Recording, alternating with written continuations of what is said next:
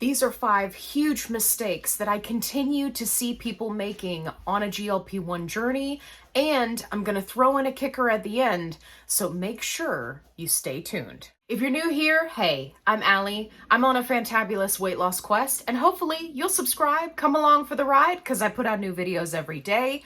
And we are going to jump into these rapid fire. Not going to play with your heart.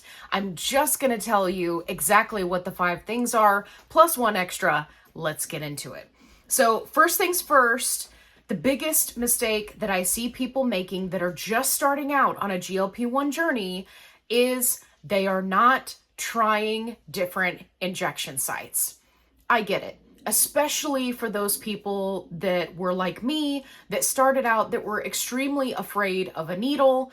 It can be jarring to have to give yourself an injection in different places of your body, but it's so important because for many people, they feel different based off of the injection site. Not everybody, but enough that it is clinically significant. So it's so important for you to use the information in the beginning so that you can better apply that information later on down the road. For example, if I have a week where I am feeling rough, then the next week I will do an injection in my thigh because statistically it has fewer side effects and it is my tried and true. And I know that because I've tried every single injection site. Number 2, relying on the medication to be the diet. This is something that I continue to see people struggle with, and it's heartbreaking because what ends up happening is that many people, especially in the first 2 months of being on a GLP-1, if they're a good responder, will find that they will have significant weight loss and they're feeling the appetite suppression. So what do? They continue to eat just as they always have. They don't make any dietary changes, and they rely on the medication to then do the work, which is to suppress your appetite. The problem with this plan is that it's not a plan. Your body is going to acclimate to each of the doses and build up a tolerance. That's why we have to titrate up. But what that means is that if you don't make changes in the beginning of your journey, then if you titrate all the way up to the highest dose and you've changed nothing, eventually you will get used to that highest dose and you will run into a problem. This is one of the reasons why I personally don't like that many of the diabetic-only Facebook groups do not allow talking about weight loss, because they miss out on this nutritional information, and many of them do lose weight, but they're only in a diabetic-only group because they don't want to hear people talk about weight loss all the time, and they miss out. And then they get all the way up to 15 and they go, oh no, I've gotten used to the medication, now what do I do? So it's important that you not use the medication itself as the diet. You need to address your nutrition, ideally with somebody who is extremely knowledgeable, like a dietitian or a nutritionist. At the very least, a nutritional coach that can point you in the right direction. Are you tracking your calories? Are you tracking your protein and your fiber? If not, you really should be. Now, I know that there will be some people who will say that tracking is not a healthy process for them, and I always say do whatever is best for you for your mental health. But even if you're not tracking, then you need to find a way around it, right? You need to be able to ensure that you are in a calorie deficit and also ensure that you're not eating too little. Because eating too little means that your body is going to find that energy somewhere, and it is going to come in the form of eating up your muscles and your bone, which of course nobody wants. So you want to make sure that you're tracking in some way, whether it's with an app, with a journal, with created recipes or pre-delivered food, right? If you're doing like Factor or something like that, right? You need to be able to track what you're doing. Eating too little, and this is a burger biggie, so listen up.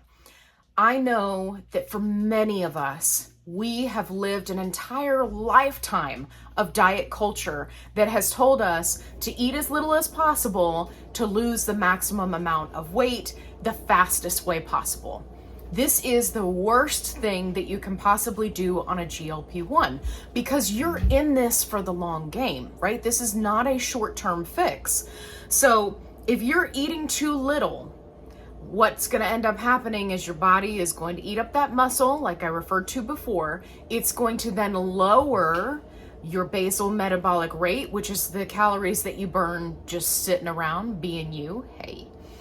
And you're going to end up having to consume so little calories to then be in a calorie deficit to then lose weight.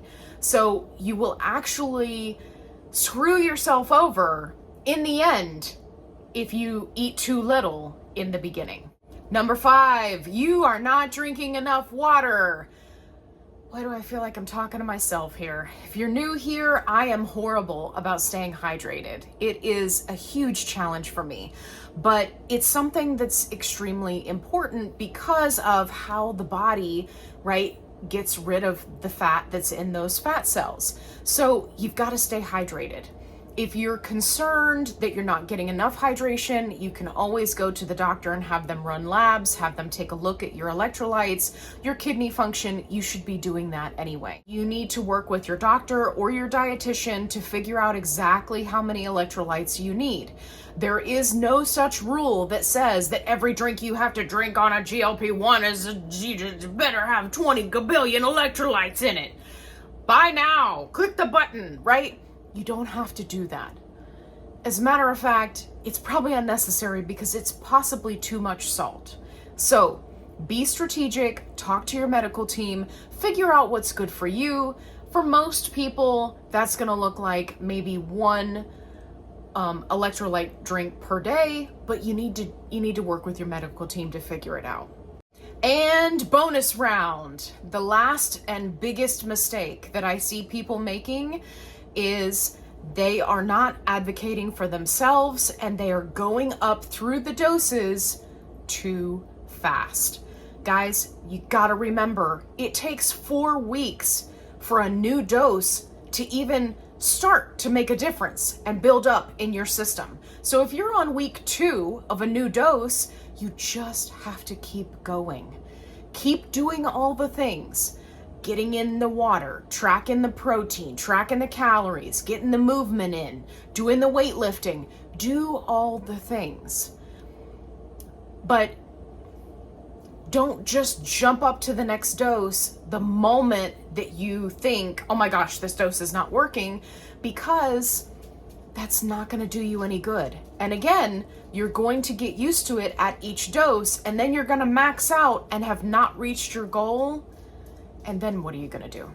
I have a video coming out soon where I talk about how long I stayed on each dose, how much weight I lost each month on each dose. So if you'd like to stick around for that, make sure you hit that subscribe button and make sure that you hit the notification bell because I go live every week and I would love for you to join. We have a lot of fun, we get goofy, we get silly, and we talk a lot about it, but we talk a lot about GLP-1s and you can get one-on-one help with your questions. So hit the bell, subscribe, comment down below. Tell me, did I miss anything? What is the biggest mistake that you see people on a GLP-1 making today?